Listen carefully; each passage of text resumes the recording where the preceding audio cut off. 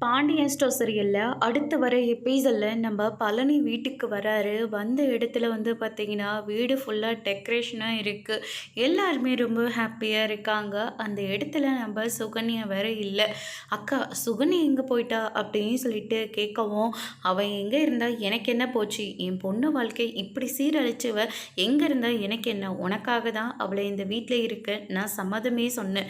அவளெல்லாம் இந்த வீட்ல வச்சிருக்கிறத நெனச்சாவே பயமாவே இருக்கு." அப்படின்ற மாதிரி சொல்லிடுறாங்க. "அக்கா ப்ளீஸ் போதும் நிறுத்துங்க. நீங்கள் எதுவாக இருந்தாலையும் என்கிட்ட சொல்லுங்கள். ஆனால் இந்த மாதிரி வார்த்தையை சுகன்யா கிட்ட சொல்லாதீங்க. அவள் ஏற்கனவே பாவம் வாழ்க்கையை தொலைச்சிட்டு இந்த வாழ்க்கையை தக்க வச்சுக்கிறதுக்காக தான் அவள் இப்படி என்னை கல்யாணம் பண்ணிக்கிட்டா. ஆனால் என்கிட்ட சொத்து இருக்குது சுகம் இருக்குன்னு நினச்சிட்டு வந்துட்டா. ஆனால் நான் அந்த வீட்டில் இல்லாமல் இந்த வீட்டில் இருக்கிறது அவளால் தாங்கிக்க முடியல.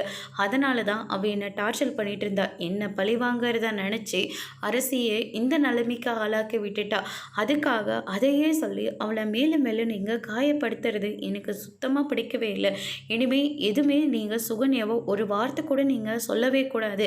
அப்படின்ற மாதிரி பழனி வந்து சொல்லிடுறாங்க. "என்னடா நீ திடீர்னு அவள் பக்கம் சாஞ்சிட்ட? நான் பொதுவாக தான்க்கா பேசுகிறேன். இந்த மாதிரி ஒரு வாழ்க்கை இந்த வீட்டில் உங்கள் பொண்ணுக்கு அது நடந்திருந்தா நீங்கள் இந்த மாதிரி சொல்லியிருப்பீங்களா? ஒரு சொல்லாச்சு.